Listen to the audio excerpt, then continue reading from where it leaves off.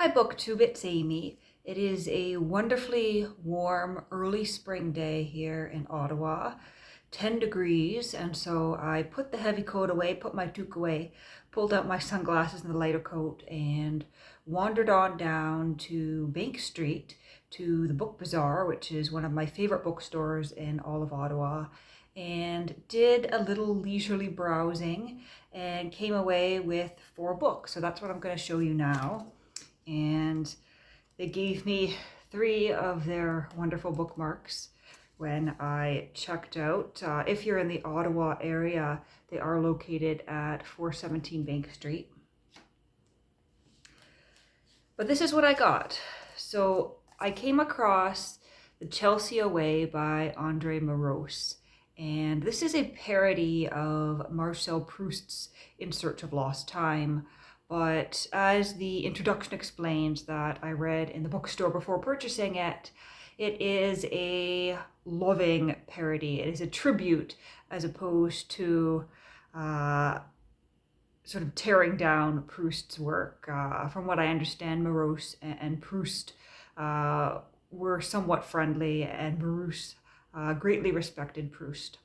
And so this is a parody, but it's not a mean or cruel parody, rather it is a tribute of sorts. And I've heard of it before, but I've never had the chance to come across a copy of my own to purchase. And so this should be a quite fun little read. I'm a big fan of Proust in Search of Lost Time. And this is apparently a UK edition. It says price in UK only. Printed by Wilfield and Nicholson, 5 Winsley Street, London.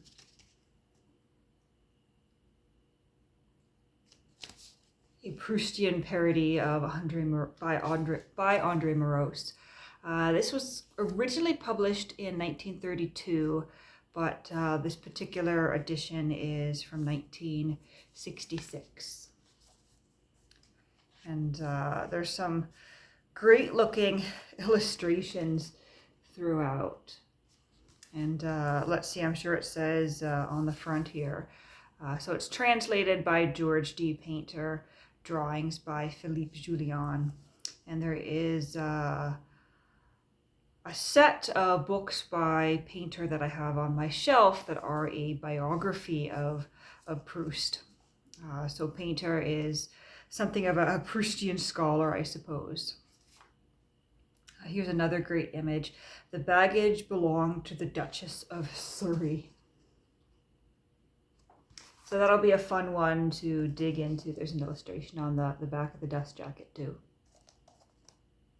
And this was only $10, so that was a great find.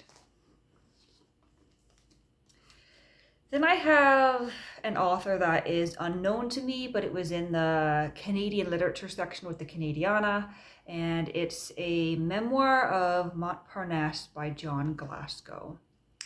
And this is a memoir that was written in the 1930s about Glasgow's time spent in Paris in 1928 as an 18-year-old writer. And as I said, I've never heard of him. It's got an introduction by Leon Edel, who I've also never heard of. But it sounds like something quite enjoyable to read, as it is a memoir of Paris. It's a memoir of a writer, and more particularly, it's the memoir of a writer trying to come to terms with his place in the world, what art means to him, and as it says here, like youth itself, however, it came to an end. That was his time in Paris. Back in Canada and seriously ill in hospital, he grew to realize that he had been in love with a dream, but it was a dream of excellence and beauty.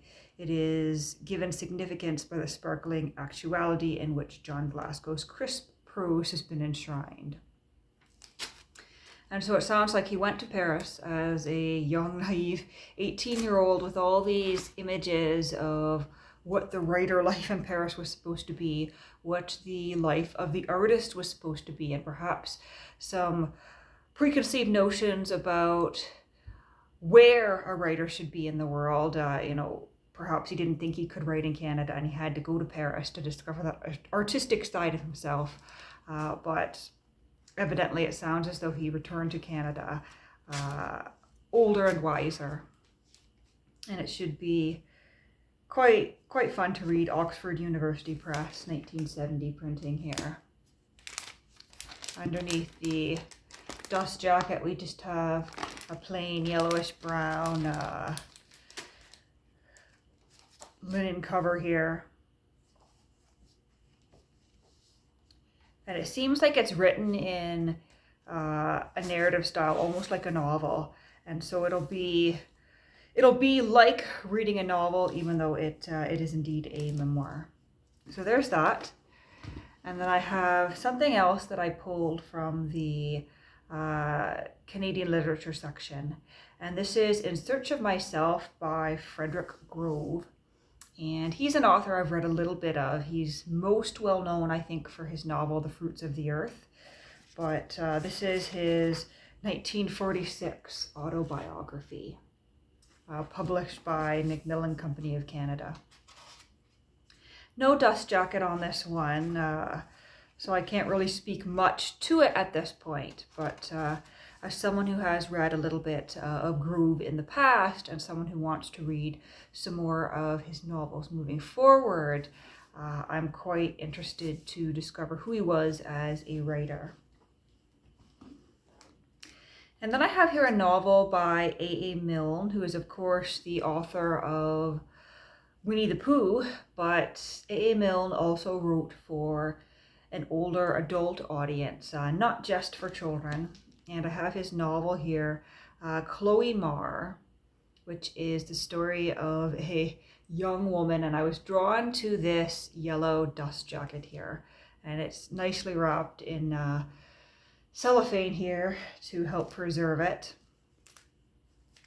And there's also a great inscription in here to Mary Isabel Moore with love from AMM, November 1946. So someone has given this as a gift.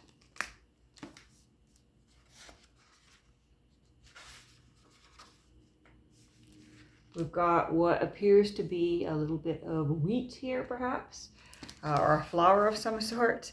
Copyright 1946. And the dust jacket says, "This is how the author describes his book. A portrait of a gay young woman in a year between the wars, done from the outside, so the reader must form his own judgment of her, as do her friends in this book and all of us, each other in real life. Of her friends, the reader will learn something from the inside which may enable him to know them better, and so to see Chloe more clearly through their eyes. If, in the end, she still remains something of a mystery, he should not be surprised, for every human being is a mystery, and nobody knows the truth about anybody else. This, however, does not prevent us from enjoying the company of a beautiful woman, or the conversation of an amusing friend, wherever such is to be found." But the publisher can't resist adding, "This is the story of Chloe Marr, beautiful, desirable, elusive, and of the men who are in love with her. The scene in London and Mr. Milne's characters move with elegance and grace through Mayfair and the publishing and theatrical worlds. Here you will find the quiet charm, the civilized wit, the indefinable lightness which are the distinguishing marks of a consummate master of English comedy. Here, in short, is a book which will delight A.A. Milne's admirers and will captivate those who are discovering him for the first time." And according to the penciled in notes here, it is supposedly a 1946 first edition. I know nothing about A.A. Milne or his editions, so I can only take it at face value. It also says first edition here. Not something I care too much about in this author, as I am approaching his novels for the first time. I have, of course, read his book, The World of Pooh, but that's quite different, and it will be interesting to read some of his comedy geared towards adults. And I'm hoping it'll be a good, fun story and not revolve solely around this woman's love life, because that might be quite irritating given the time in which it was written and some of the ideas about women and their love lives that were prominent at the time. So that's my little haul here. And I'm going to dig into one of those books this afternoon. Not sure which one, but I will probably return with some reviews on some of those books in the coming weeks.